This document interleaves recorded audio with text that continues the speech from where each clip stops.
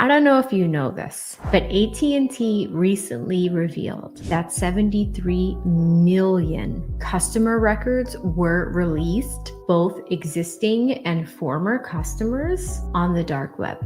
If my information was compromised in an AT&T data breach, I'm not worried because Aura is always on, always doing the hard work to keep me safe. I value my privacy and I also value yours. You can go to aura.com/AV7 to start your free 2-week trial using this service. Also linked below in the description. Protect your information today, guys. It's super important, and I cannot tell you how much time it will save you in the event that you get into a jam. Let's get into today's video. I mean, did y'all hear the news? Oh my God, they kicked Fani off. They kicked Fani off. I mean, Ashley told us that this might happen. How are y'all doing, firstly? Hope y'all are having a great day. Let me know how you're doing in chat. I see all my favorite people in the building so far. Shout out to Free Thugga Thugga. My mods are in the building. Mixed Chick Sammy. Here comes Drama's in the building. A ton of you guys are here. Thank you so much for hitting the like button. You want to support the show? All the ways to do that are in the description box, in the banner. This is going to be a doozy, so please kick back, relax. We got a lot to talk about. The news of the day, Miss Fani Willis, and not just her. The entire prosecutor's office has been removed from the Trump RICO case. All of them. Love, Abate, everybody. All of them. This has not been a good month for the Fulton County District Attorney's Office. Now, let's look at a few things, because we're going to talk about a few things. The first thing is this. I have the decision. This was just done this morning, December 19th, 2024. This concerns Michael Roman, Schaefer, Chile, Meadows, Trump, Latham, Giuliani, Clark, and Floyd, right? All of these defendants that were bought in under RICO in the state of Georgia for the 2020 election. It is interesting in retrospect because y'all remember this? Do y'all remember this clip? We're going to watch a little bit of it, but you remember this clip right here. This iconic image of defiance was, I mean, it was everywhere. All the major media companies are right now reporting on this, but y'all remember this image, right? So we're going to get into all of that, but I want to see who we have in the building first. Say hello to a few of you guys. This is going to be an interesting decision. I cannot wait to read it. It's about 31 pages, but of course, we're going to breeze through that because the interesting thing about this decision that all of us need to keep in mind is the legal standard, right? And what is the legal standard? Ashley Merchant, while she was here with me last week, we talked about it a little bit. Should Fani Willis's team be disqualified from this case? Why? There was an odor of mendacity. The case was corrupt. And of course, guys, Donald Trump has been cheering. And we have a reaction from him that just came out a few minutes ago as well. But I do want to get into the decision, read it with y'all, and see exactly what the Court of Appeals in Georgia was thinking. Like they literally took her off. And from what I'm hearing, there's a lot of contours in which Judge McAfee made his decision. A lot of people wanted him to be a little bit more aggressive and take her off right then and there. But this was brought to the Court of Appeals. We've been waiting a few months for this. I think this went up to the Georgia Court of Appeals sometime in April.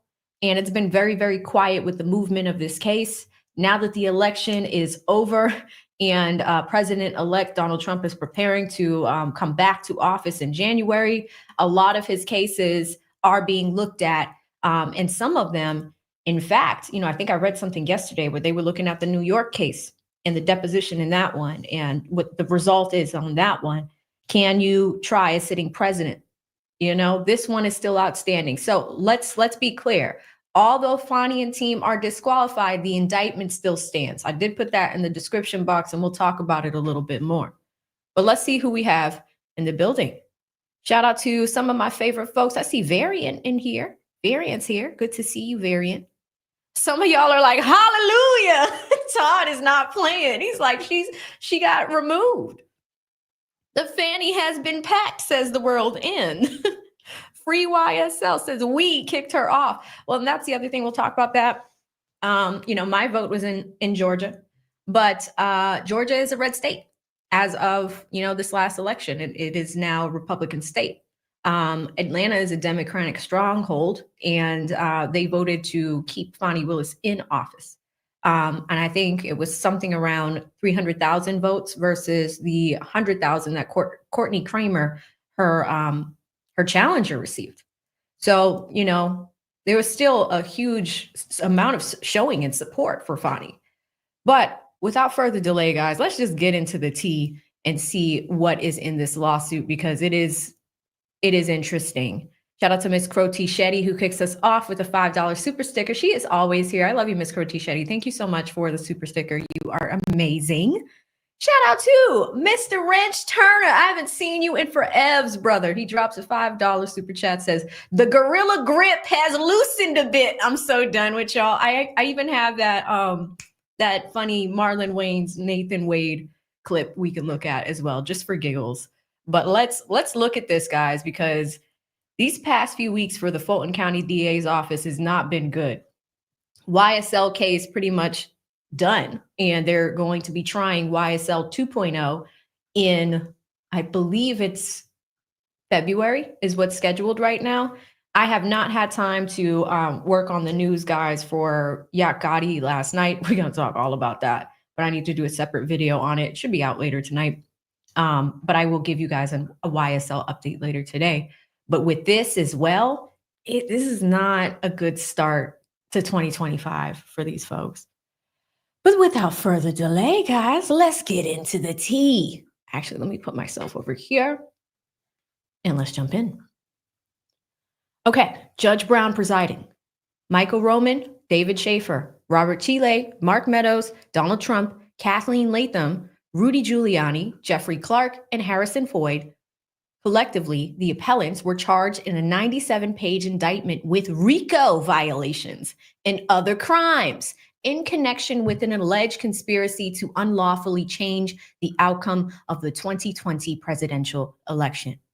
Pursuant to a granted interlocutory application, the appellants appeal from the court's order denying their motions to dismiss the indictment and granting in part their motions to disqualify Atlanta Judicial Circuit District Attorney Fani Willis, DA Willis, and her office.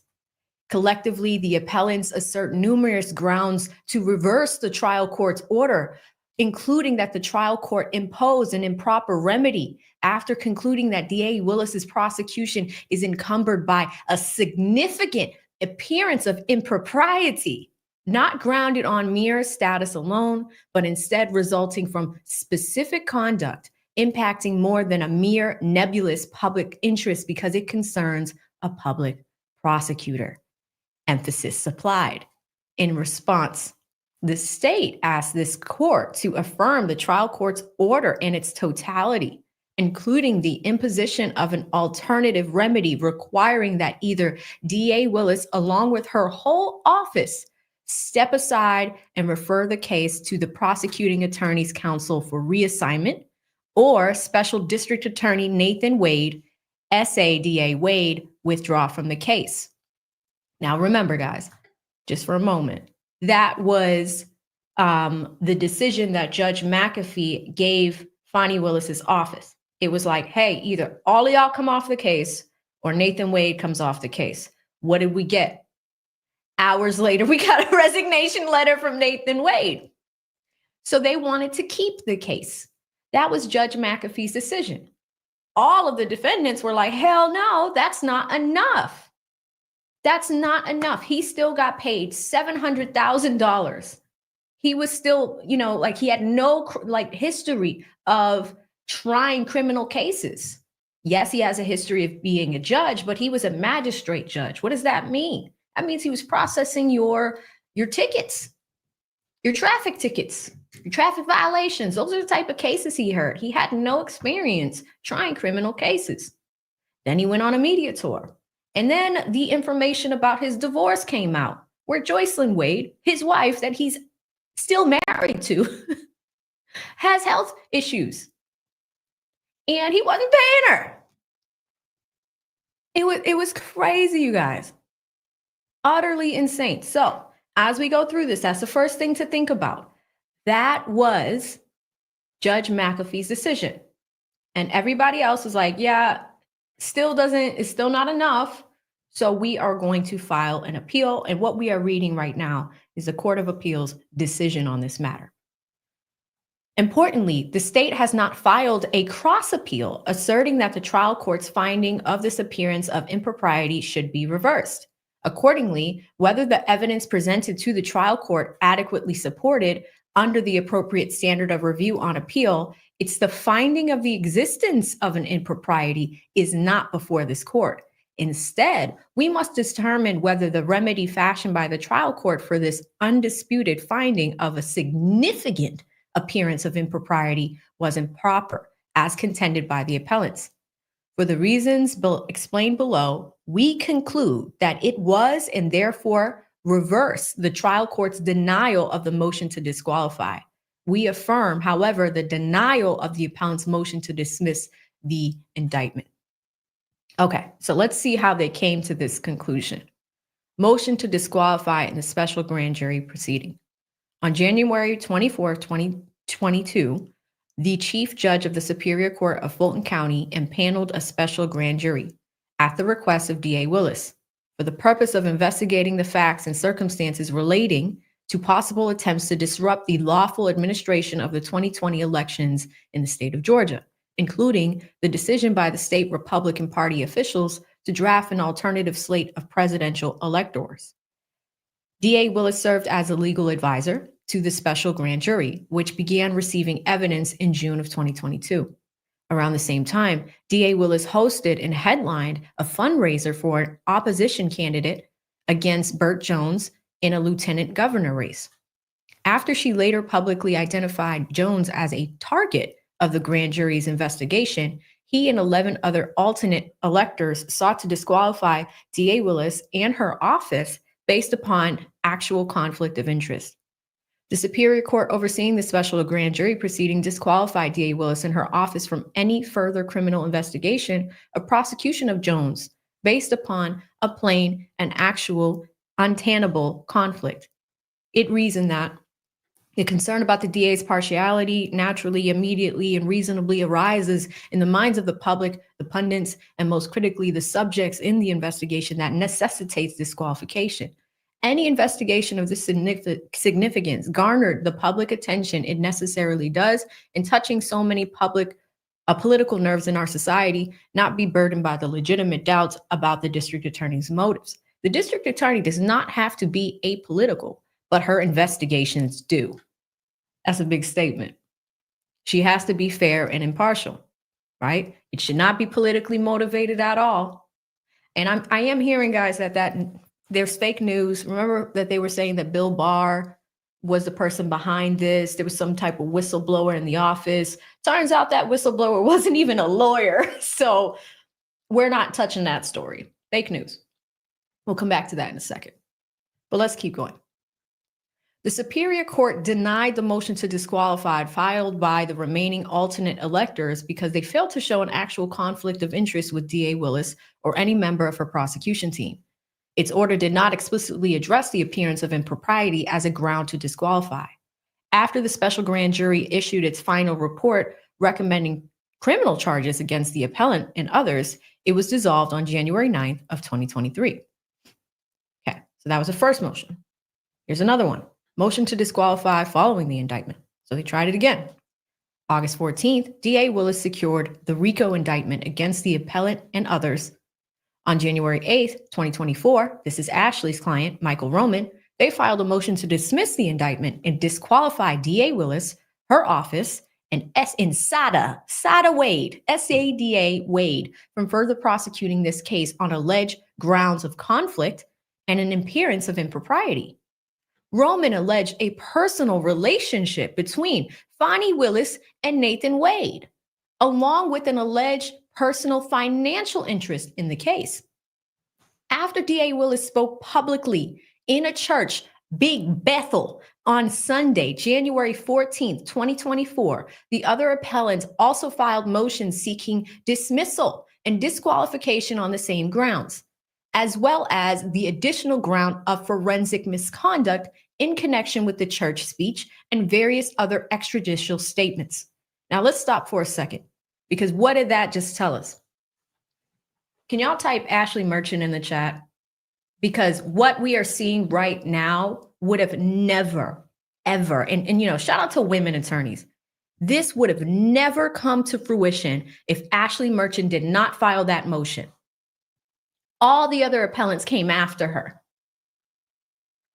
Ashley Merchant is an amazing attorney, an amazing researcher. And, you know, I had the honor of talking to her about this case and YSL recently, and she deserves her flowers. So if y'all could do me one favor today, hit the like button, but also type Ashley Merchant in the chat. Phenomenal lawyer, and I'm sure she's getting her flowers today. But after I just read that paragraph and the way that it was shaped and formed, she is one of the only female attorneys on that defense team. I think she is the only female attorney on that defense team. And none of this would have been possible without Ashley doing the footwork that she did. So let's keep going. The trial court's order. On March 15, 2024, the trial court entered its order on the motions after conducting a multiple-day evidentiary hearing. It summarized the issues in its rulings below. So this is what Judge McAfee ruled on. As alleged, the claims presented a possible, even that word, possible financial conflict of interest. It's not a possible one, Judge McAfee. It's there. The ninja's getting paid $700,000. Like, what? Possible. Anyway, more importantly, the defense motion and the state's response created a conflict in the evidence that could only be resolved with an evidentiary hearing, and one that could not simply be ignored without endangering a criminally accused constitutional right to procedural due process. After receiving 2.5 days of testimony, during which the defendants were provided an opportunity to subpoena and introduce whatever relevant and material evidence they could muster, the court finds that the defendants failed to meet their burden of proving that the district attorney, Fani Willis, acquired an actual conflict of interest in this case through her personal relationship and reoccurring travels with her lead prosecutor, Nathan Wade. The other alleged grounds for disqualification, including forensic misconduct, are also denied. However, the established record now highlights a significant appearance of impropriety that infects the current structure of the prosecution team, an appearance that must be removed through the state's selection of one of two options. Option one, this is Judge McAfee. The district attorney may choose to step aside, along with her whole office, and refer the prosecution to the prosecuting attorney's counsel for reassignment. Number two, alternatively, Nathan Wade can withdraw, allowing the district attorney, the defendants, and the public to move forward without his presence or remuneration, distracting from and potentially compromising the merits of this case. The trial court also made the findings of fact in its order. I'm going to skip that footnote. On November 1st, 2021, Fani Willis hired Nathan Wade to serve as the special ADA, the SADA, and lead the investigation that produced the indictment in this case. The district attorney considered at least one other option before hiring Nathan Wade, extending an offer to former Governor Roy Barnes, who declined.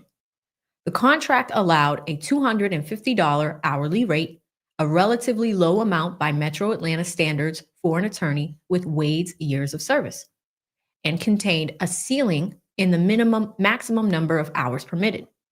Under the terms of the first contract, Wade was to not perform more than 60 hours of work per month without written permission.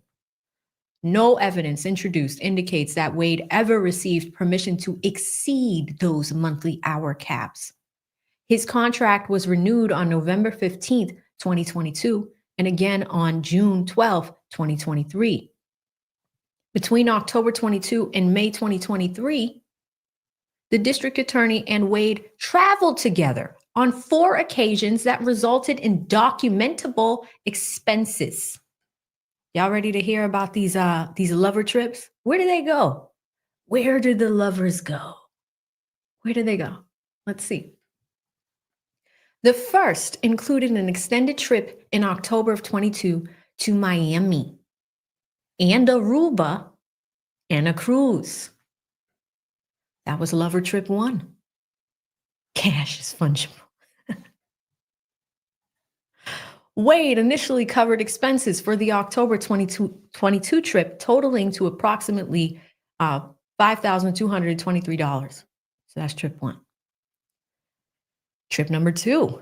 In December of 22, the two flew to Miami for another cruise, for which the district attorney paid $1,394 for plane tickets, while Wade purchased a passage for the cruise along with other vacation-related expenses, totaling approximately $3,684.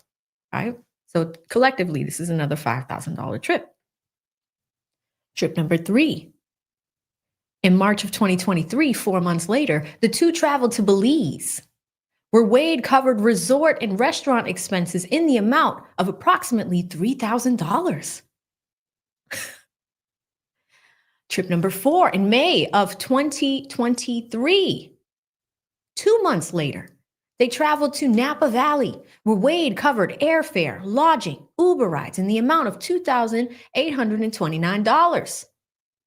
In addition, the two described taking a number of day-long road trips to Tennessee, Alabama, South Carolina, North Carolina, and other parts of Georgia. They were getting it on all over the dirty South. Let's keep going. They also admitted to dining out on multiple occasions and taking turns covering the bill. You know, this is such a luxurious affair they're having. Joycelyn Wade is sitting here waiting for this man to pay her medical bills. I can't. Napa, everywhere in the South, Belize. Ain't y'all supposed to be trying cases? Oh my gosh. And you know, this is why it's appalling. At the time, I was living in Georgia, and like that was just coming out of every paycheck, just pulled out of my paychecks, just pulled out taxpayer money. And y'all are just chilling like this? Oh, Lord. And Doug, with Doug's money, shout out to Nadine. With seemingly full access to Wade's primary credit card statements, the defendants did not produce evidence of any further documentable expenses or gifts, nor were any revealed through the testimony. In total, the defendants point to an aggregate document benefit of at most approximately $12,000 to $15,000 in the district attorney's favor, right? So that's where your tax dollars went. Luxurious vacation affairs. The DA and Wade testified that these expenditures were not meant as gifts and not designed to benefit the district attorney. Chat, what do you think? They both said that. They spent $15,000 of taxpayer money, and they said that it wasn't designed to benefit Fani. Isn't a vacation a benefit? I mean, what? What? I don't understand. Let's keep going. Both testified that the district attorney regularly reimbursed Wade in cash. Why? I gave him his money back, so it's not a benefit. I gave him his money back in cash. Cash, the thing that, the type of transactions that are oddly non-traceable. And then it was asked, Fani, where did you get this money? Where did this cash come from? Oh, I get cash back when I go to Publix. So that's how we're paying Nathan Wade back is grocery store cash. And isn't there a cap on that? Can't you only take out like a maximum of like $100? If you're taking $5,000 trips, did you go to Publix every week and then just I don't get it. I don't get it. The other thing, and here's the thing, we had a huge debate about this year. Some people do keep cash in their houses. And this came up during her testimony. Her father was on the stand testifying, and he mentioned how they would keep cash in the house. Some people do that. But it is just ironic that someone who knows the law as well as Fani Willis, very, very educated, and, arguably some people will say that she's good at what she does. She knows the law backwards and forwards, has a lot of experience. If you're using cash for certain things, I think you kind of know what you're up to a little bit, I mean, come on, a little bit.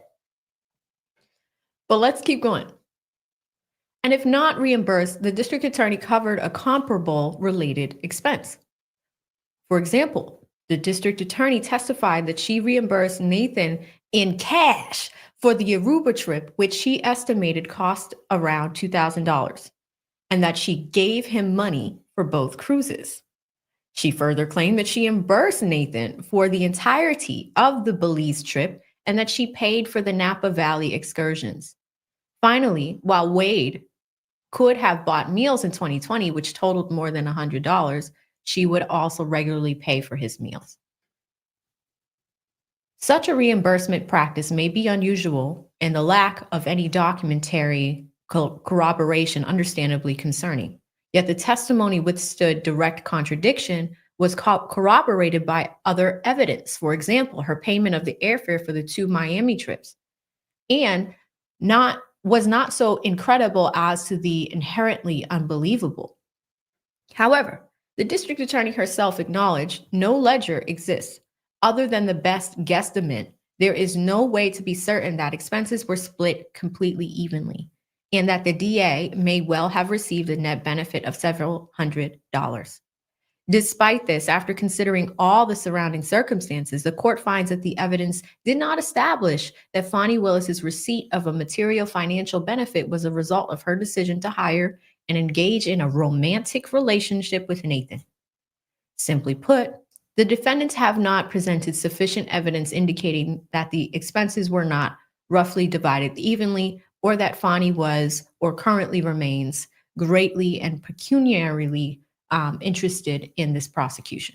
Okay, so I disagree with that, but that is what the court's decision is here. They're saying that there's not enough evidence to prove that she gained a financial interest from it because it is hard to prove how they split expenses or paid each other back. Why? Because of the damn cash. I mean, it's, I don't know. I just don't think that if you are trying cases and trying to get justice for victims and families, and all of those things are happening, you probably shouldn't be sleeping with your right-hand person on the case. But let's continue. In addition, and much more important, the court finds, based largely on the district attorney's testimony, that the evidence demonstrated that the financial gain flowing from her relationship with Wade was not a motivating factor on the part of the district attorney to indict and prosecute this case. While a general motive for more income can never be disregarded entirely, Fani was not financially destitute throughout this time or in any great need, as she testified that her salary exceeds $200,000 per year without any indication of excessive expenses or debts. Similarly, the court further finds that the defendants have failed to demonstrate that the district attorney's conduct has impacted or influenced the case to the defendant's detriment. While the prejudice is not a required element for disqualification, it is relevant to considerations of due process and the defendant's requested remedy for complete dismissal. Defendants argue that the financial arrangement created an incentive to prolong the case, but in fact, there is no indication that the district attorney is interested in delaying anything. Indeed, the record is quite to the contrary. Before the relationship came to light, the state requested that the trial begin in less than 6 months after the indictment. Soon thereafter, the state opposed severance of the objecting defendants who did not demand their statutory right to a speedy trial. The state argued that it only wanted to try the case once, assuming that such a trial would have been affirmed after necessary post-conviction appeals. The state amended its proposed timeline in November of 2023 to request that the trial commence less than 1 year after the return of the indictment. Well, what else did we know was going to happen? We knew that Joe Biden was aging in office, and he was likely either going to choose to run again, or we were going to have another bite at the apple for this election in 2024. And of course, Donald Trump was very vocal about possibly running again. So even though on one hand, they're saying, hey, the state played ball, they try to get this case in front of to trial as soon as possible, immediately. They wanted to respect the defendant's right to a speedy trial, but what was also coming up? The election. So let's keep going. And even before an indictment, the district attorney approved a grand jury presented that included fewer defendants than the special purpose grand jury recommended. In sum, the district attorney has not in any way acted in conformance with the theory that she arranged a financial scheme to enrich herself or endear herself to Nathan by extending the duration of this prosecution or engaging in excessive litigation. Without sufficient evidence that the district attorney acquired a personal stake in the prosecution or that her financial arrangements had any impacts on the case, the defendant's claims of an actual conflict must be denied. Wow. This finding is by no means an indication that the court condones this tremendous lapse in judgment. Thank you for saying that. Or the unprofessional manner of Fani's testimony during the evidentiary hearing. Yes, thank you for saying that. Rather, it's an undersigned opinion that Georgia law does not permit the finding of an actual conflict for simply making bad choices, even repeatedly. And it is the trial court's duty to confine itself to the relevant issues and applicable law properly brought before it. Okay, so they're standing on the law here. And real quick, just as a reminder, let me bring you all over here. You remember this? They're talking about the behavior. Let's listen to just a few minutes of this. All right, we are back on the record. Deputy Scott, if you could swear in our next witness. I would, and I do apologize. Hannah, do me a favor. Hold on, my legs home, you glasses. After you swear, swear you can go ahead and swear this. I don't know what the court. You swear on front of the Yes, sir. District Attorney Fani, Fani. Last name is Willis. Ms. Willis, how did you know to come into the courtroom right then? There were people I was pacing in my office. Okay. And I heard someone yell, "His testimony is done." It only made sense to me that I would be the next witness. And I've been very anxious to have this conversation with you today. Okay. So I ran to the courtroom. So as soon as you heard that Mr. Wade was done testifying, that's when you just assumed you would be the next witness? It only makes sense. Did you listen to any of the testimony? I've been in my office pacing, ma'am. Did you listen to any of the arguments? I did hear the arguments this morning. It's ridiculous to me that you lied on Monday, and yet here we still are. And I did listen to that argument. Most people have no clue that in 2024, The ad there disrupted that. But anyway, that gives you guys a quick little synopsis at what they're talking about with the defiance behavior. You can see the way that she was talking to Ashley Merchant. It was very rude. Ashley was not combative with her. Ashley was not being rude to her. Ashley was just like, hey, how did you know that it was time for your testimony? What did Fani say? I've been pacing in my office. And you can hear a little bit of the shade. You can hear it kind of happening and on its way. But that is what, you can expect as far as what they were thinking with this whole thing, right? But that's just to show you the type of behavior. And I'm happy that the Court of Appeals said something about that. Because here's the thing. There's not a lot of people of color in courtrooms in general. as far as like the population of Black attorneys in the United States, it's very minimal, right?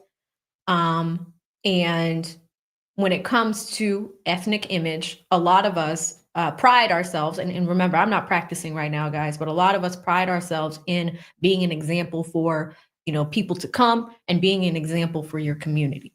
So I understand that she might have been upset or, it's probably uncomfortable to have your personal business aired to the world. But at the end of the day, there's just professionalism that needs to be considered. So I'm happy that they said something about that, because a lot of people were unhappy with the way that she was acting on that witness stand that day, right? But let's keep going.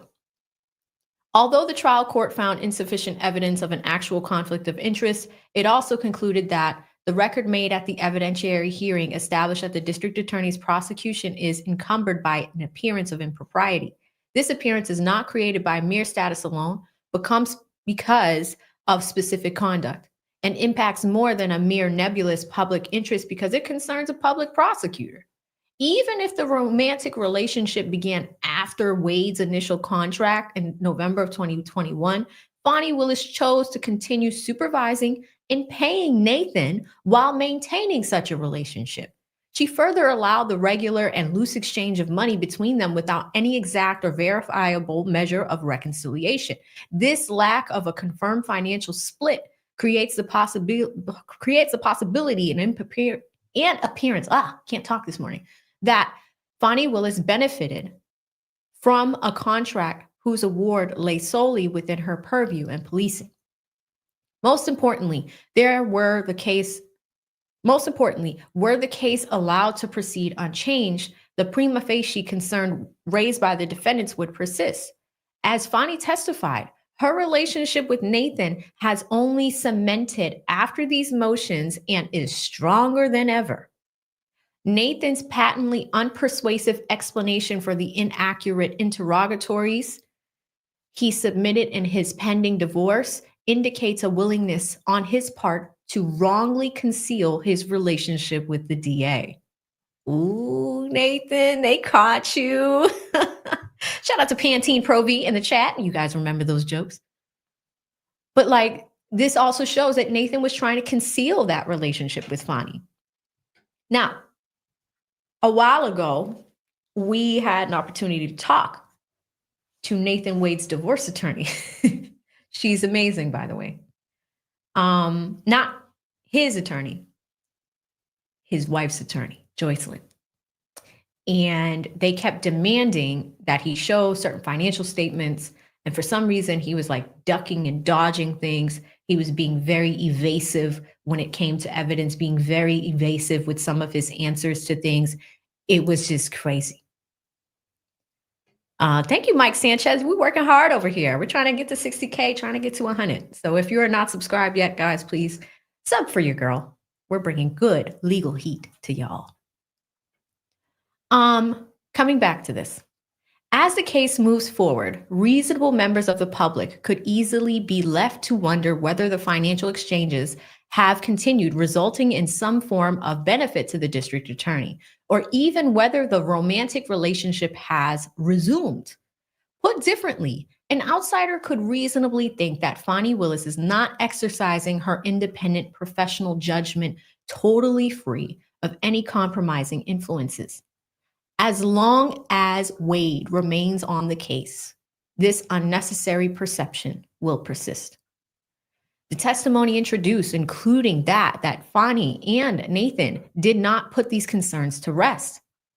During argument, the defendant's focus largely pivoted from the financial concerns to the disapproving the testimony of Fani, namely that her romantic relationship actually predated November of 2021 hiring of Wade. Yes, I remember this. Y'all remember the Cell Hawk affidavit?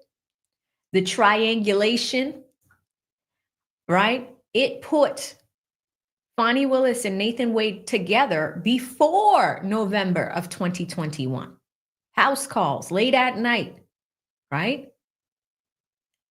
They were able to get that information. And shout out to Steve Sadow. Shout out to Boots.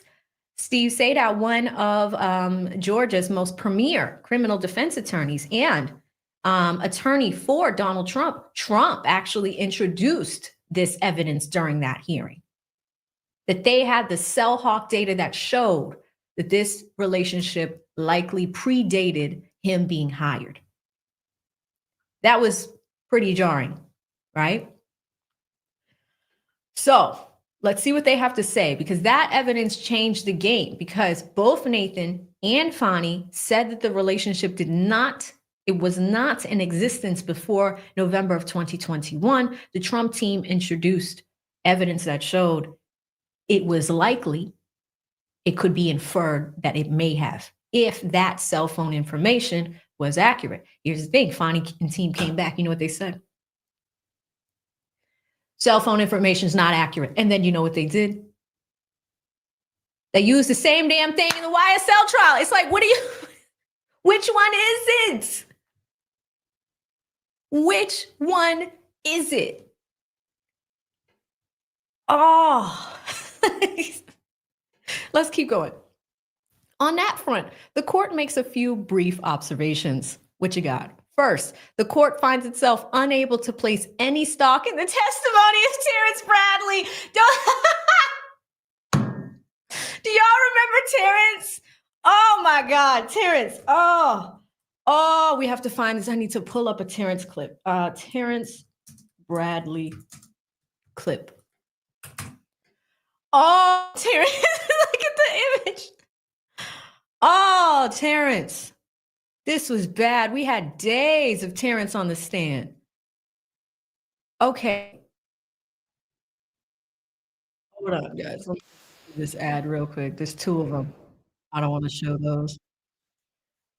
Let's skip ad one. Here we go. Let's go.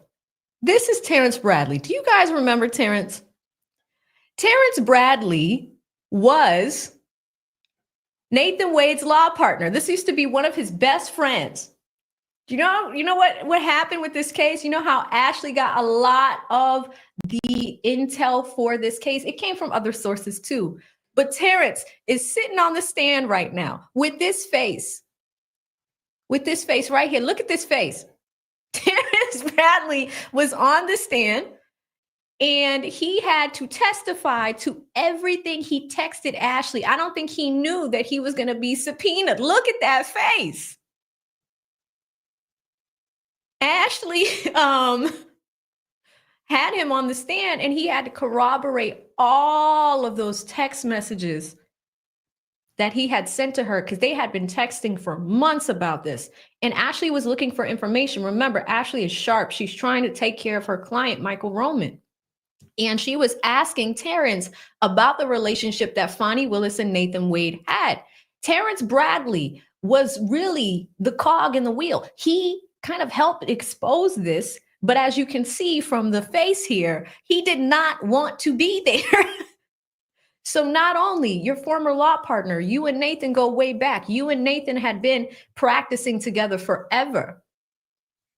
But you are the one that told Ashley that this relationship was happening, and you gave her details on how it was happening, how long it was happening.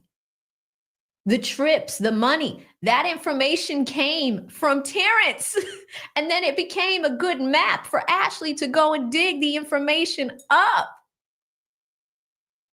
And then during this crazy debacle, it comes to find out, you know, some of the defense attorneys, some of them are really good. We had Grandpa, we had so many names for them. They were really, really good defense attorneys. One of them found out that Terrence Bradley, the reason why he left the law firm is because he was harassing either a client or a paralegal or somebody that worked there. We're like, Terrence, what are you doing? Keep it in your pants. So let's just watch a little bit of Terrence's testimony, just so y'all can get a refresher of who Terrence is. I have much more to pull on here, but he answered that last question. So what's your next one? And Judge, I didn't hear the answer if they were in a relationship January 25th, 2021. Mr. Bradley, do you recall the question? I recall the question, and I can't tell you actually whether or not they were in a relationship at the time. You asked me about him bringing me a contract. I said he did bring me a contract, and that is accurate. Do you remember knowing Miss Willis prior to her taking office as the DA? I had very little contact with Miss Willis. I knew her through my business of coming down to Fulton, if that's what you're asking. Yes. You knew her through the business. So you had met her prior to your contract? I'm going to object to relevance at this point as to why we're here today. Sure. Judge, he doesn't remember much of anything right now. And so I'm trying. That's Terrence, squinty-eyed Terrence. So, like, it's funny. It's so funny. Like, it's because it's like he had texted Ashley all of that stuff. And I know this guy says I have the transcripts. If I can go and dig them up, I know I sent him to leave a few months ago. I have the transcripts. So you can see Terrence typing this with his phone, typing to Ashley all these words. Then they put him on a stand and he did that. He squinted his eyes and tried to pull, I don't recall. It was just like, oh, I don't remember knowing Fani. But in the text messages, he's like, oh yeah, I've known her for like 3 years. Ashley's like, he doesn't remember much of anything, Judge. So she wasn't letting up. She was going to ask those questions from different angles, reworded to get him to admit it. Meanwhile, the whole time Ashley had those text messages printed out. And he's on the stand looking like this. You are down bad, sir. So, anywho, we're having a little bit of lighthearted fun. But seeing Terrence's name reminded me of that moment, and I needed to make sure we pulled up. Chevy said he's dirty macking. And thank you so much, Trey. That's a great question. I'll tell you guys in a second what it means for Ashley, because she was here about 2 weeks ago, and we talked about this matter and what the next steps are. So we'll talk about that in a second, but great question. Anywho, this is what the Court of Appeals says. First, the court finds itself unable to place any stock in the testimony of Terrence Bradley. His inconsistencies, demeanor, and general non-responsive answers left far too brittle a foundation upon which to build any conclusions. While prior inconsistent statements can be considered as substantive evidence under Georgia law, Bradley's impeachment by text message did not establish the basis for which he claimed such sweeping knowledge of Nathan's personal affairs. So that is interesting because Ashley did impeach him by text message. She's like, you want to keep playing this game? Judge, you want to look at my phone? I got the text messages right here. We got them printed out. Do you want to take a look? So this is so crazy, guys. And real quick, I just want to take a quick super chat break to read some of these. But huge shout out to Mixed Chick Sammy, who has gifted you guys 10 AV memberships. We are expanding this fun community over here, really trying to educate you guys on the law. Edutainment, though, so we do like to have fun. Sammy, thank you so much for being a very, very valued member of this community. One of my favorite people, a tremendously hardworking woman, beautiful inside and out. And she is giving back to you guys by gifting you a membership. If you received a membership from Sammy, please say thank you to her. We are building it as you fly it over here. And I'm just so proud of the growth that we've had on this channel. And I consider our moderators a part of that effort as well. So thank you so much, Sammy, for gifting the 10 memberships. Where did we leave off? We left off at Wrench. Shout out to Miss Marie with $10 super chat. Thank you so much, Marie. I hope you are doing well out there trucking. She says, maybe now Fani can concentrate on the backlog of cases and man-eating bed bugs. You lose again, Fani. Trump 2024. I mean, this is crazy. Look at Marie's picture. It has Trump. It says 47. But yeah, no, there are a backlog of cases. There are a lot of women that have suffered rape cases and things like that. And those cases are not processed. You know, Misha Maynor, a Georgia state representative had a stalker, and Fani and team negotiated a plea deal, let the guy get out, and the guy started stalking her again. It's like, what are y'all doing? But thank you so much, Marie, for the super chat. Shout out to Emmanuel with the 5 says, is this enough or is this a great new beginning? Super big shout out to AV and social media. Thank you so much, Emmanuel. A job exceedingly well done. That means a lot, Emmanuel. We work hard. You know, yesterday, I think I recorded something like 4 videos and live streamed. We have so much to do, but like I really enjoy this work and doing it with you guys and having fun and all of those things as far as this creator journey. It's been quite the ride. So thank you, Emmanuel, for that recognition. I appreciate that. Pantene Pro V's in the chat with the 5 says my Pantene queen was right all along. Ashley Merchant. She does have great hair. She's got tremendous style and great hair. She says, shout out to the new white women in the chat. Oh my gosh. Guys, we had lots of jokes when it came to this particular legal matter. One of them was like, Ashley's hair is like, it's amazing. And I actually know her hairdresser, who is my hairdresser, right? So I understand the science behind the great hair. But we had a joke that it looks so great that it likely, maybe she uses Pantene, and that scent is one of them. So it's good because this is one of our trolls from back then. So it's great to see you, Pantene Pro V. Thank you so much for the super chat. Shout out to Erie with the 10, says another W for Trump. Hashtag that was cute. That's right. Yes, yes. And for those that don't know that reference, there was a point where Fani Willis was on the stand during her testimony. Ashley was being extremely professional and asking her questions in a respectful way. Fani Willis's responses were defiant. They were rude. Let's be honest. And at one point, Ashley asked her a question, and Fani's response was, I think she said something like, oh, you're putting lies out there. You're spewing lies about me. And I see what you're trying to do. That was cute. And it was like, really? So we made merch out of it. We had that was cute shirts for a while. I was rocking them on streams. It was crazy, guys. I used to walk around Atlanta with my that was cute shirt, and I always was afraid to bump into her, but like people loved it. They're like, that's a great shirt. I'm like, you know what I'm talking about. You know what it means. You right? So thank you so much, Erie, for the super chat. Shout out to Philip Sadiq with the 30. Thank you so much, Philip. It's good to see you. He says, Merry Christmas and stay on there next, AV7. Bring back the fan. Oh, where's it at? Here it is. You guys know me and my props. Here's the fan. Whenever it gets too hot or if something stresses me out legally, the fan comes out. Thank you so much, Philip Sadiq. That was just for you. And Merry Christmas to you, my friend. Shout out to Audrey with the 10, says, knows the law but doesn't obey it. I mean, Audrey, you were around for when we started this case. I mean, it's true. I mean, knows the law inside and out and is breaking it openly, notoriously, with a married man. Crazy. Shout out to D with the $2 super chat, says Fulton County DA out of the RICO. Cool. Yeah. Yeah, this is the only other pending RICO case that was happening in Fulton County right now. The Young Thug case just wrapped up. That was YSL 2. I like to call it 1.0. And then YSL 2.0 is in February. Those are down to 4 defendants who decide to not take plea deals and take their portion of the case to trial. So we will see what happens there. Huge shout out to Mixed Chick Sammy again for those memberships. D is back with another 2, says go AV7. Yeah, we're going. We're trying to grow over here. We're doing what we can and topping the YouTube charts while we can, right? While we're here and having a good time doing it. So thank you so much, D, for the super chat.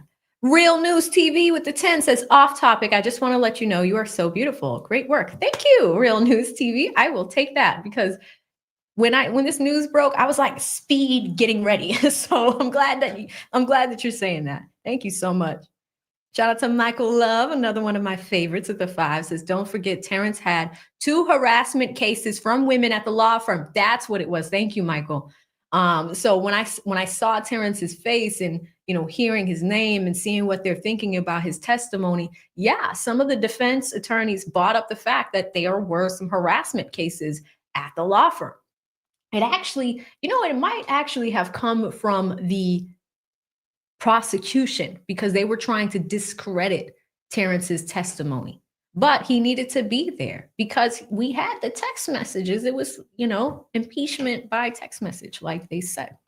Shout out to Dina with the 10, says, so happy today. Thanks for covering AV. Good. I'm glad. We knew that this was coming when Ashley was here. She did tell us that it was going to be any day now.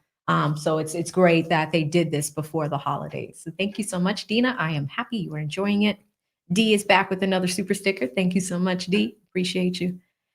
Tracy with the 5 says, what does this mean for Ashley's FOIA stuff? Can she keep digging since technically the case isn't dropped yet? Merry Christmas, AV. Merry Christmas to you too, Trey. I was going to answer your question, but here's what it means. I'll briefly answer it. We got one more super chat after this one, guys, and then we'll go back to the document.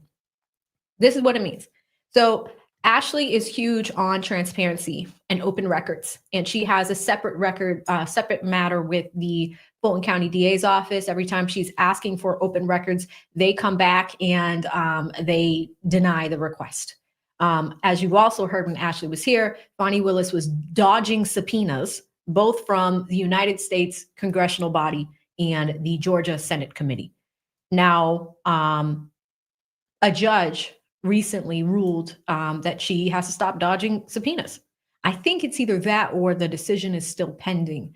But Ashley is still working on those things because this indictment is still intact, right? So although Fani Willis is taken off of this case now, which we're all going to go on to read and figure out how the court came to that decision, this indictment is still in place. So some of the records that Ashley requested might actually still be relevant to this indictment and protecting her client, Michael Roman, right? So she's going to continue in that effort. And I believe we asked her that question while she was here.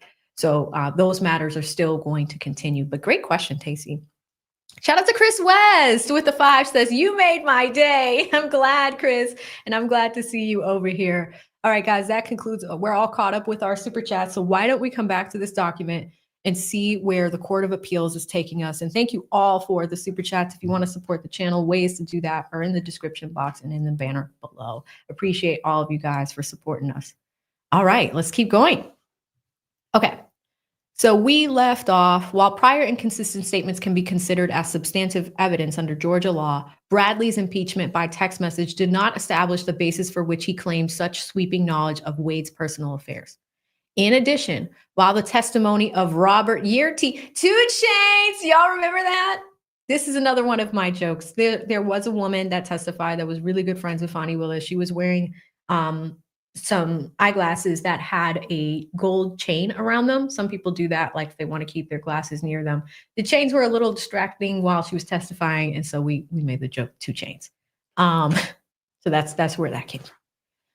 Robert Yearty raised doubts that the state's assertions, its ultimately lacked context and detail. Even after considering the proffered cell phone testimony from defendant Trump, along with the entirety of the other evidence, neither side was able to conclusively establish by preponderance of the evidence when the relationship evolved into a romantic one.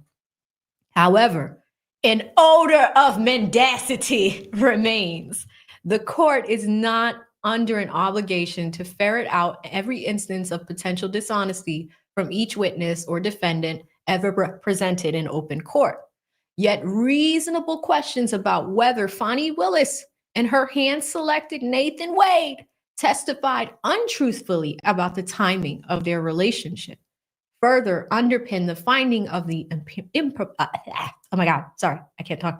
further underpin the finding of an appearance of impropriety, and they need to make proportional efforts to cure it.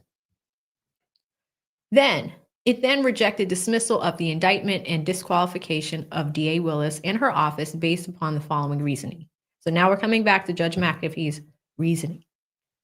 Ultimately, dismissal of the indictment is not the appropriate remedy to adequately dissipate the financial cloud of impropriety and untruthfulness found here. There has not been a showing that the defendant's due process rights have been violated or that the issues involved prejudice the defendants in any way. Nor is disqualification of a constitutional officer necessary when a less drastic and sufficiently remedial option is available, aka, Fani's selection on if Wade should stay or go. She would refer the case to the attorney's counsel and reassignment. A lot of people think the Judge McAfee's decision there was too soft. It was too, could have been a little bit more harsh. But I think he was trying to be fair. A lot of people were like, hey, were you afraid to come to, lay the hammer down? and he tried to put the decision back in her hands. And a lot of people do that, or at least think that he did that out of respect for Fani Willis's office. Because at the end of the day, they still work with each other every day. You know, that office is bringing cases in front of him that he needs to preside over every day. Interesting. Let's keep going. The appellants contend that the trial court's failure to disqualify Fani and her office was erroneous in light of the trial court's finding that the record established that the prosecution is encumbered by a significant appearance of impropriety. So right off the bat, the Court of Appeals is telling you that they do not agree with what Judge McAfee did. They said that his failure to disqualify her was wrong. In the appellant's view, the trial court's forward-looking remedy did not cure the already existence appearance of impropriety and the odor of mendacity found by the trial court. Based upon the findings of the trial court in its order and the state's failure to cross-appeal the trial court's finding of significant appearance of impropriety, we agree. So they agree with the defense that not disqualifying her in the moment was wrong. It's not a good look for McAfee. It's not a good look. As our consideration of the appearance of impropriety is limited to the remedy fashioned by the trial court, we turn to Georgia law on this issue. While the parties advocate for diametrically opposed bright line rules, disqualification of the district attorney's office can never result from an appearance of impropriety, or disqualification should always result when the elected district attorney engages in activities to raise the appearance of impropriety. Georgia law requires neither as a matter of course. Instead, we must examine the particular facts and circumstances of each case while keeping some general principles in mind. First, the trial court's ruling on a motion to disqualify is reviewed for an abuse of discretion. We've got some case law there. Second, the issue of attorney disqualification is viewed as a continuum. Some case law there. I'm not going to read all of that because that's from the cases that they're citing.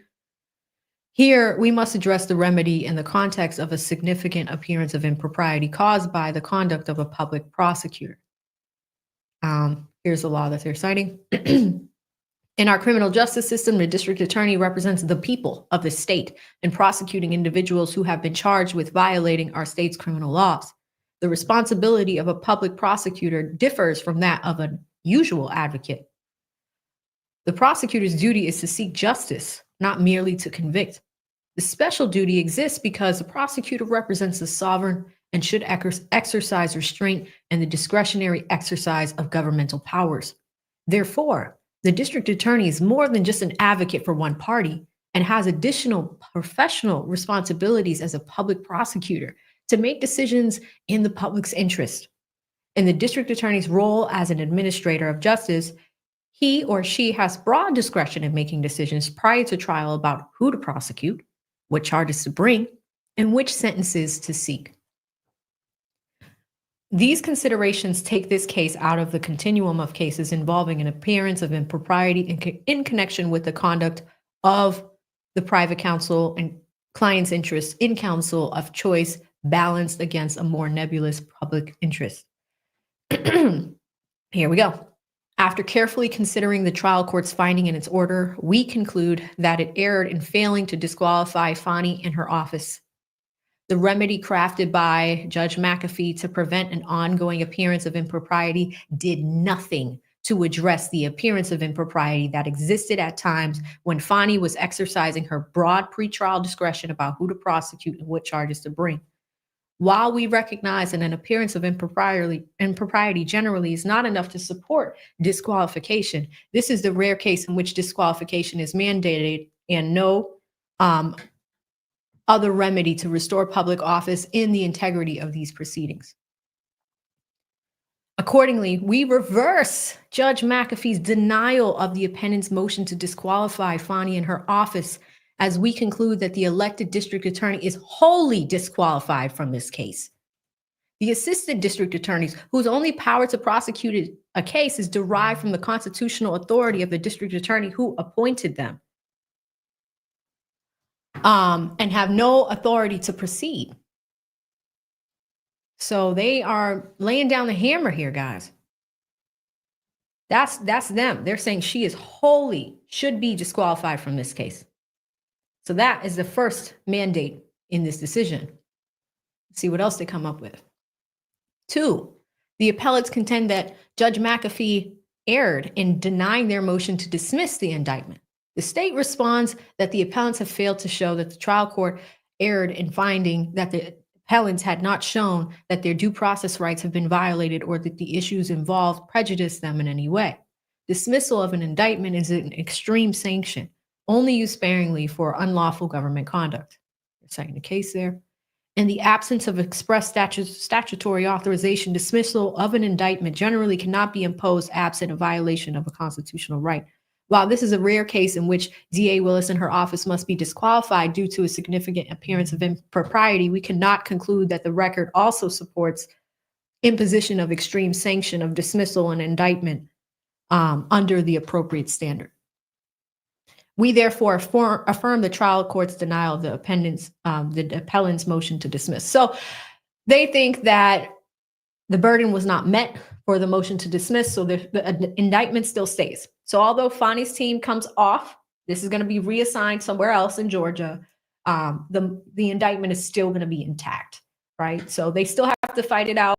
I don't know how this is going to work with Trump actually like running the country, right? So I'm pretty sure the next step is, since this decision has come out, it is very likely that Steve Sadow is going to make either a motion, file something today to get Trump off of this case. So I know that we can expect that later today, if not already. I haven't been able to look at Twitter with all this reading, but it is likely that Steve Sadow is going to say something at any moment now or file something very soon.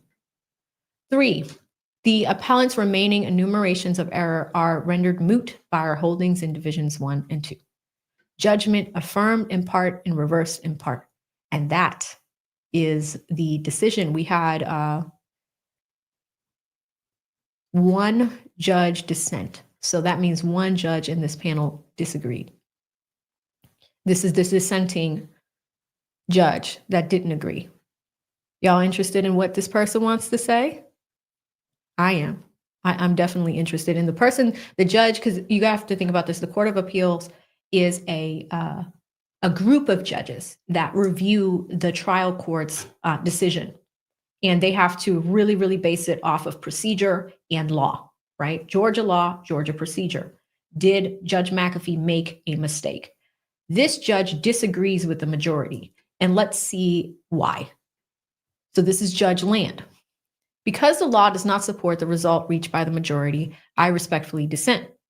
I am particularly troubled by the fact that the majority has taken what has long been a discretionary decision for the trial court to make and converted it into something else entirely. If this court was a trier of fact and had the discretion to choose a remedy based on our own observations, assessment of the credibility of the witness and weighing of the evidence, then perhaps we would be justified in reaching the result declared by the majority. But there were not trial judges, and we lack the authority. Given the unique role of the trial court and the fact that it is the court which has broad discretion to impose a remedy that fits the situation as it finds to be, we should resist the temptation to interfere with that discretion, including its chosen remedy, just because we happen to see things differently. Doing otherwise violates well-established precedent, threatens discretion given to trial courts, and blurs the distinction between our respective courts. Our role as appellate judges is critically important, but it often requires restraint. We are here to ensure the law has been applied correctly and to correct harmful legal errors when we see them. It is not our job to second guess trial judges or to substitute our judgment for theirs. We do not find the facts, but instead defer to the trial court's factual findings where there is any evidence to support them. We review the trial court's ruling on a motion to disqualify a prosecutor for abuse of discretion. Such an exercise of discretion is based on the trial court's findings of fact, which we must sustain if there's any evidence to support them. So this judge that did not agree with the majority opinion thinks that it's not about Judge McAfee being right or wrong, but that he has the choice to decide what the next steps are. So he or she is basically saying we should have left that ruling alone, so to speak. Here, the trial court expressly found that the appellants failed to show that the district attorney had any actual conflicts of interest, failed to show that she received any material financial benefit as a result of her relationship with Nathan Wade, failed to show that she had a personal stake in the conviction of any defendant, failed to show that her personal relationship with Nathan involved any actual impropriety on her part, and failed to show that their relationship, including their financial arrangements, had any actual impact on the case. Because there was some evidence presented at the trial court that supported these findings, we are bound to accept them. The majority does not dispute these findings. Rather, it holds with the citation of no supporting authority, and apparently for the first time in the history of our state, that the mere existence of an appearance of impropriety in of itself is sufficient to reverse the trial court's refusal to disqualify the district attorney and her entire office. As shown below, the law does not support this outcome. Rather, it compels precisely the opposite. Whereas here, the prosecutor has no actual conflict of interest. I mean, she does, though. She does. She did. I mean, she does. So, I mean, it's hard to see what this judge is saying, but like, it's a little sketchy. I mean, the odor of mendacity is everywhere in the air. Like, it's here. What are you talking about? So this is why I like reading dissenting opinions because, and shout out to Nick Starro, Trial Watch in the building. Hi, Nick. Hope you're doing well in Sweden. He says, the appeals courts are politicians too. The pressure AV and the rest of us have put on this have effect. Keep it up. Right back at you, my friend. If you guys have not checked out Nick Starro, Trial Watch, if any of the mods could drop the link to his channel, this is one of my dear friends. So proud of him. Yesterday, he did a stream. You guys know the news about Nick, not Nick, sorry, the news about legal vices. Nick Starr was one of the first people I reached out to. And yesterday, he and a few others came together and we got Jeff Legal Vices. Although he passed away earlier this week, he was at 86,000 subscribers. I'm happy to say that Jeff is now over 100,000 subscribers and has earned his play button, and that will be delivered to his son. And this LawTube community worked together to make that happen. So I know that we're talking about this Trump thing right now, but I just wanted to quickly give Nick his flowers for being one of the people leading the charge to make that happen for Vices and for his legacy. So Nick, thank you so much. I'm so proud of you. And I cannot wait until we do a memorial stream for Jeff. It's going to be fantastic. And again, mods, please drop the link to his channel if you guys could support Nick in any way for his thoughtfulness and paying it forward, because that's what Jeff would want us to do for each other as creators. There's so many times where being in this creator space, it could be very hard to find people that don't like you, that don't want to work with you, like people try to blackmail you. You can't trust sources sometimes. Being a creator is stressful. But when you find your tribe of people and they just work together, that's beautiful. And that is one thing that Jeff's legacy has done. It's brought us all together. So check out Nick if you haven't already. And this is the link to his channel. Thank you so much. And his Vices' son's name is Connor, and Connor is going to have his dad's play button. And, it's so beautiful that Nick and a few others made that happen for Jeff, because, you never know how much time you have. That's why I'm rushing to get to this 100,000. I'm like, let's go, guys. We're going to work hard. We're going to do it together. But I thought that was a beautiful thing. But thank you so much, Sammy, for dropping the link to his channel. And here comes Drama as well. She is awesome. All right, guys, let's go behind. Let's keep going with this dissent. And the other thought I was going to mention with dissents, they would, a lot of people would skip through these in law school when they give you cases to read, but sometimes dissents are pretty powerful because it has an option to change the law in the future, right? But let's keep going. Whereas here, a prosecutor has no conflict of interest in the trial court based on the evidence presented to it, rejects the allegations of actual impropriety. We have no authority to reverse the trial court's denial of a motion to disqualify. None. Even where there is an appearance of impropriety, our binding precedent in the doctrine of stare decisis requires our restraint and do not permit us to impose a different remedy than the one chosen by the trial court simply because we might see the matter differently and might have chosen to impose another remedy had we been the trial judge. For the last 43 years, our appellate courts have held the appearance of impropriety without an actual conflict of interest or actual impropriety provides no basis for the reversal of the trial court's denial of a motion to disqualify. This is true in civil cases and criminal cases, and it applies to prosecutors. Our Supreme Court first addressed this issue in 1981 after a trial court disqualified an attorney based on an appearance of impropriety arising from the fact that counsel for the caveator was married to an attorney who previously represented a propounder of a will. Concluding that counsel should not be disqualified under these circumstances, the Supreme Court declared that although the issue has never been squarely addressed in Georgia, courts and other jurisdictions have rarely been able to disqualify an attorney based on the appearance of impropriety alone, where there is no danger that the actual trial of the case will be tainted. All right, so that's a 1981 I believe a Supreme Court case. Accepting the trial court's finding that there was no actual impropriety, but rather just an appearance of such, the Supreme Court held that disqualification could not stand. All right, so you're citing the case law. That is very lengthy. In one of Georgia's leading criminal cases dealing with disqualification of prosecutors, Williams v. State, this came up several times throughout this year. There is no discussion of disqualification based on mere appearances. Rather, the entire discussion is premised on actual conflicts of interest found not to exist here, and actual disqualifying forensic misconduct likewise found not to exist here. She's going to cite the Williams case. He or she, I keep saying she. Here, there is no contention that the district attorney previously represented or consulted with any of the defendants, and there has been no showing that she has a personal interest or stake in any conviction. These facts support the trial court's conclusion that she has no actual conflict of interest. So this person really, really agrees with Judge McAfee. In 2005, this court was faced with an appeal from a conviction where the defendant contended that a special prosecutor should have been disqualified. We implicitly rejected the argument that the appearance of impropriety alone is sufficient to require a reversal and labeled the argument irrelevant to the case. Given the fact that a defendant had failed to demonstrate an actual conflict of interest, elaborating on this point, this court stated that no actual conflict of interest was shown. As previously noted, a prosecutor who is not a judicial officer is not held as a high standard of independence and neutrality as is a judge. The Supreme Court of Georgia has repeatedly held that an actual conflict of interest is required to warrant reversal for failure to disqualify. All right, more case law on why he or she does not agree. More case law. More. Finally, our Supreme Court reiterated these principles less than a year ago in a criminal case involving a motion to disqualify a prosecutor based on alleged conflict of interest.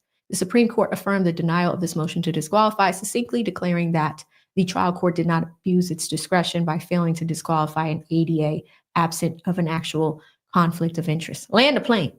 The majority opinion in this case cannot be reconciled with any of these cases, but we are bound to follow them. Stare decisis is the preferred course because it promotes the even-handed, predictable, and consistent development of legal principles, fosters reliance on judicial decisions, and contributes to actual and perceived integrity of the judicial process.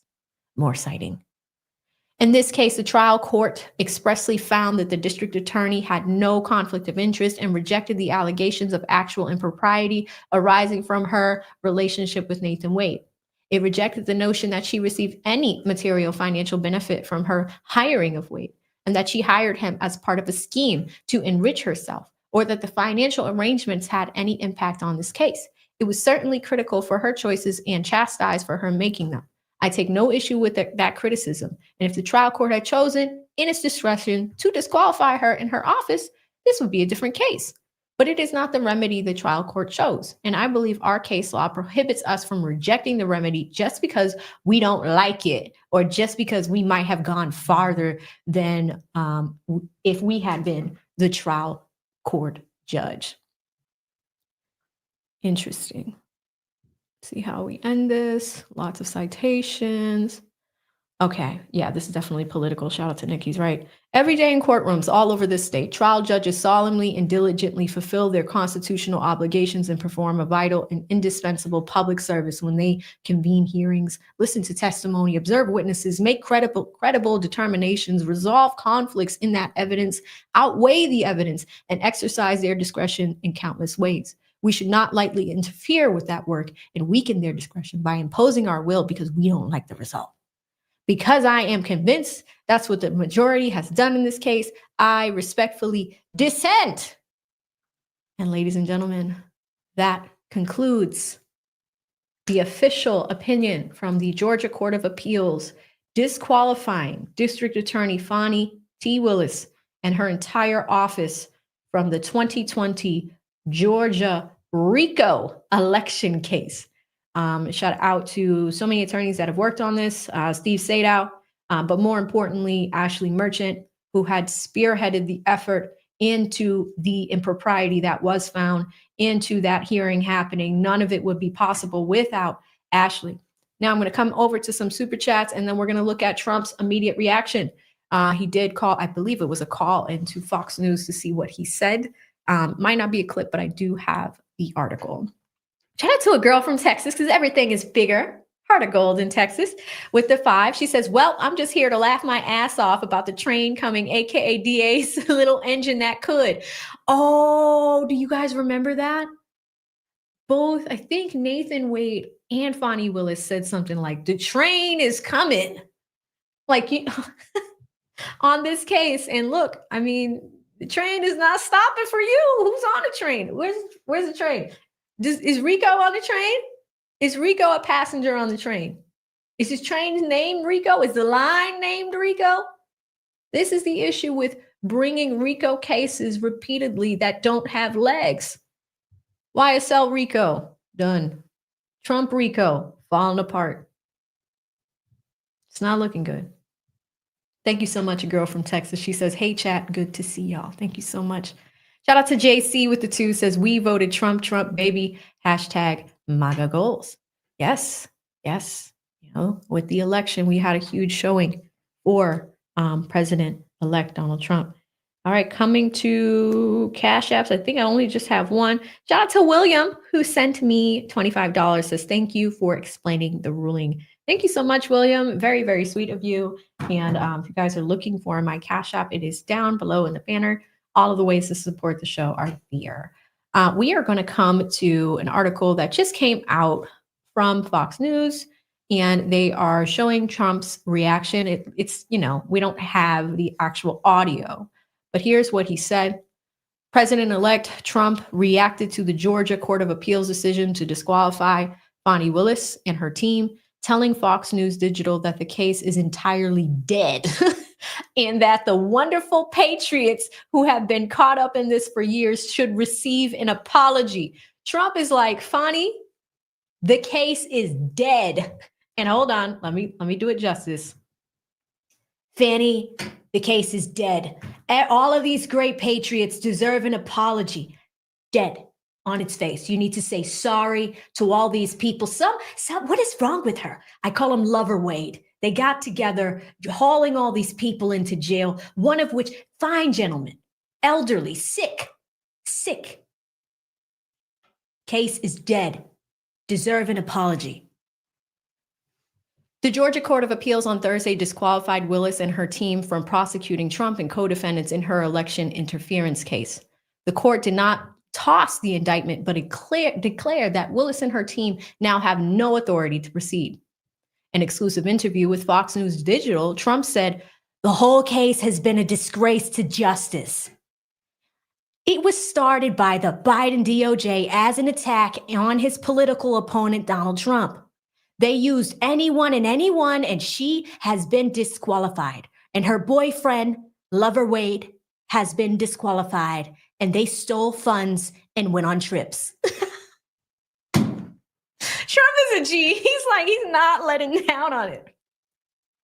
Trump is a G. He said, they stole money and they went to Aruba.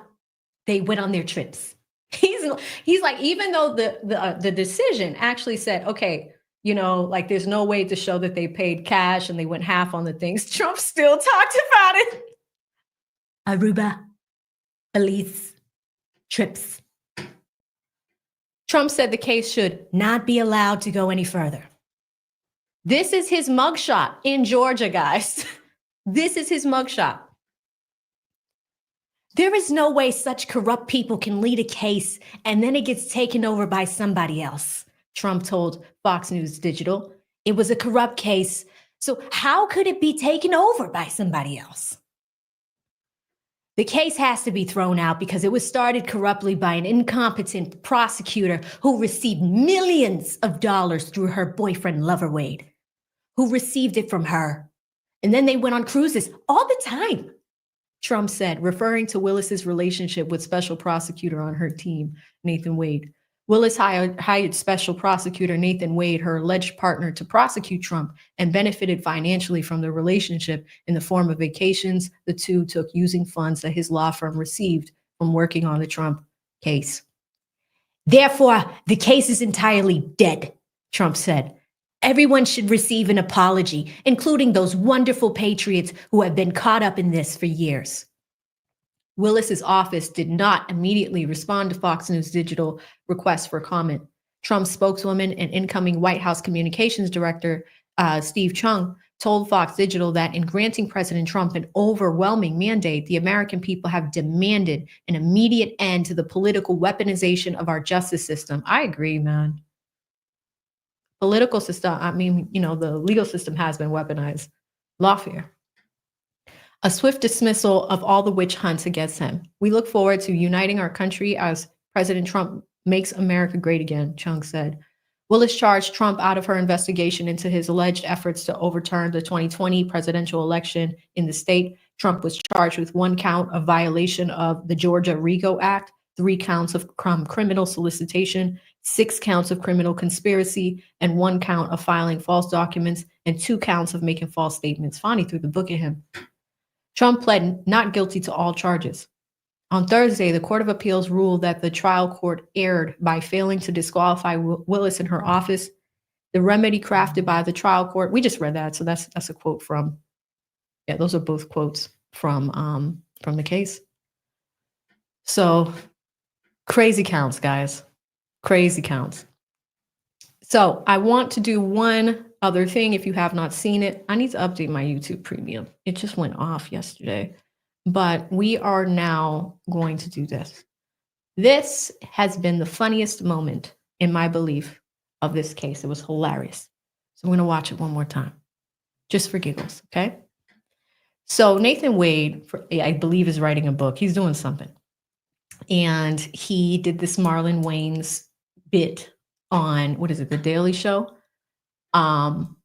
Hilarious. Let's check it out. And again, if there is an ad or two that pops up, I will skip through it. But let's my boss. She's not my boss, but you slept with her. It is crazy. Let's keep going. This is the meme. This is what people will remember this case for. This is the meme.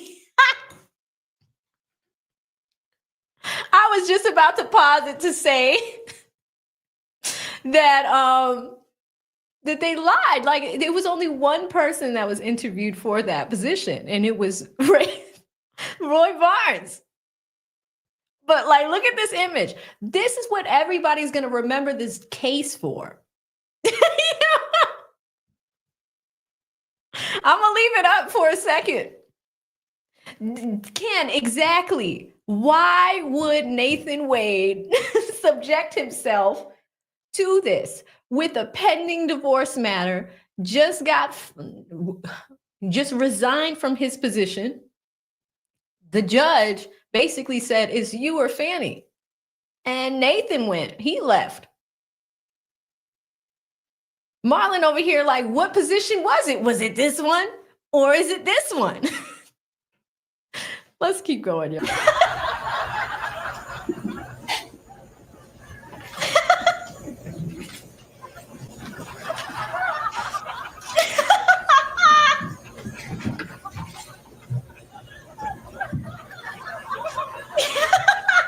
No.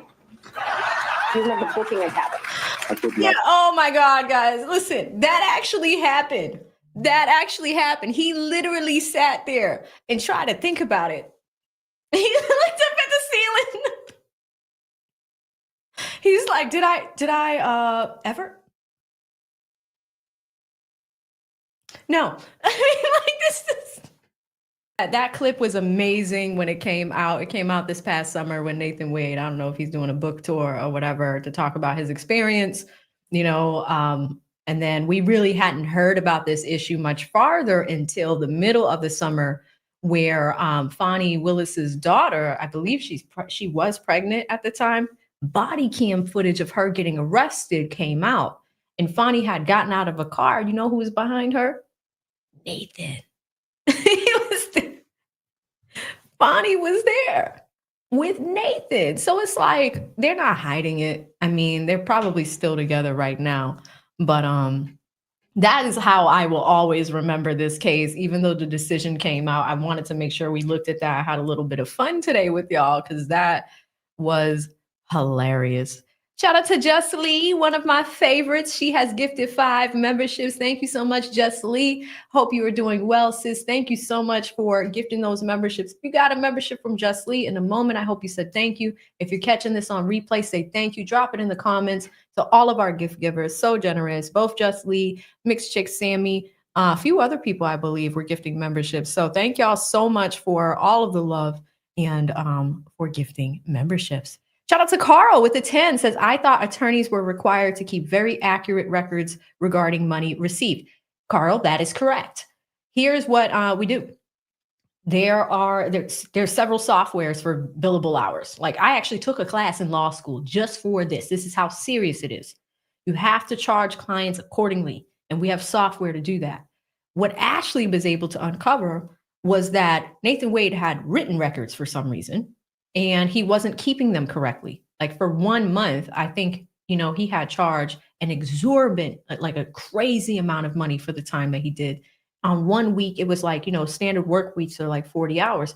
On 1 week, it was like 70 or 80, which is like, is it even physically possible for you to be working that much in a week? Granted, it happens in big law. Like lawyers in big law hate big law because, some of them like it, but they don't like it because you are subjected to working a significant amount of long hours, right?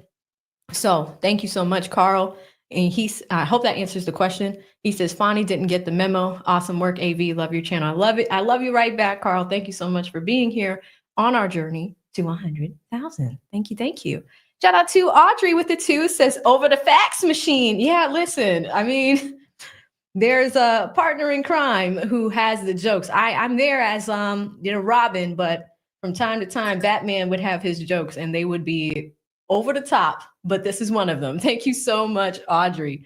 Shout out to a girl from Texas who gifted 5 memberships. Thank you so much, sis. You are amazing. Really appreciate you helping us grow this community. Little by little, just water the flowers here and there, and it'll grow. It'll grow. So thank you so much, a girl from Texas. Same thing. If you received one from a girl from Texas, say thank you to her for doing it in the moment, later. Or if you receive the email, you're watching this on replay, say thank you in the comments to a girl from Texas. Thank you so much, sis. Coming to Ken. Ken Goddess became a member. And Ken, I think I saw you ask a question about how to gift memberships. There is some glitch with, I don't know if it's just smaller channels or iPhones. For some reason on iOS products, you cannot get, it doesn't allow you to gift the membership option. I checked it on my phone a few weeks ago and it was still doing that. You would have to go into Safari or Google Chrome using the link to the stream and then gift it that way using a web browser. It's so silly. But I don't know why it does that. Hopefully YouTube comes up with a fix soon. But that is something I wish I can enable for you guys, but it is such a pain in the neck. Coming to our Cash Apps, few of you guys hit me over here. Shout out to Got William. Shout out to Gina, who sends me a $10 Cash App. Thank you so much, Gina. She says, great breakdown.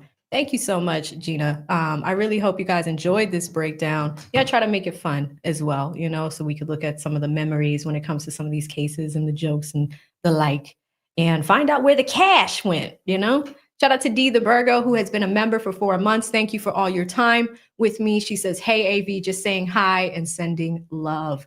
Thank you so much, Dee the Virgo. Well, listen, guys, I like our little power hours. These are quick and easy. We can jump in here, talk about the latest news. What do we have on the agenda today? I'm working on the top 10 legal moments of 2024. This was actually one of them. I was saving the Fani moment for that, or at least that Marlon Wayans thing for that. But that's fine. You guys have provided us with plenty of moments for the year. So we've got a video that we're working on. It's really funny. I'm enjoying making it and editing it. So we're almost done with that one. Of course, we are looking at the Tony Busby and Jay-Z legal war that's going down right now. And real quick, shout out to Nurse Janice, who just sent me a $5 PayPal. Thank you so much, Nurse Janice in the UK. I appreciate you, and I hope you're having a wonderful day today. But yes, so we are monitoring the Jay-Z Busby war that's happening. The Jay-Z team filed an emergency motion to have that matter dismissed immediately. And they gave the Busby team a deadline and the judge a deadline of 9 a.m. today for a response. I haven't heard anything yet, but I'm keeping an eye on that as well. As soon as that drops, I'm going to record a little quick video and get it out for y'all. So that way you hear what's happening with that case. And of course, we're working on the YSL updates. If you haven't heard what's going on with that in the YSL case, Yak Gotti, unfortunately, was not released and denied bond. So I'll give you guys a breakdown on what happened with that one. Shannon Stillwell has been released. He is home. I know that today is Thursday. I think Kayla was supposed to do a stream yesterday, a special holiday stream. So hopefully you guys were able to check that out. And then we are focused on this. So lots happening on the production front. People are asking if I'm going to be at the Diddy trial. Yeah, it's not going to be televised. I'm in Boston. That's in New York. It's not far away. So possibly, very, very possibly, trying to also work on some different things with some other creators as far as figuring that out. But it's all going to be great. All right, guys. Well, listen, that does it for us, this quick little power hour. Thank you so much for tuning in. Thank you to all of the amazing moderators that are out there. Thank you guys for what you do. If you hit the like button, thank you. If you hit the comment button, thank you. Let us know what you think about this Fani Willis debacle in the comment section below. Keep the conversation going. All right, guys, I'm going to head out. Thank you so much. Stay safe out there. See you in the next one. Bye.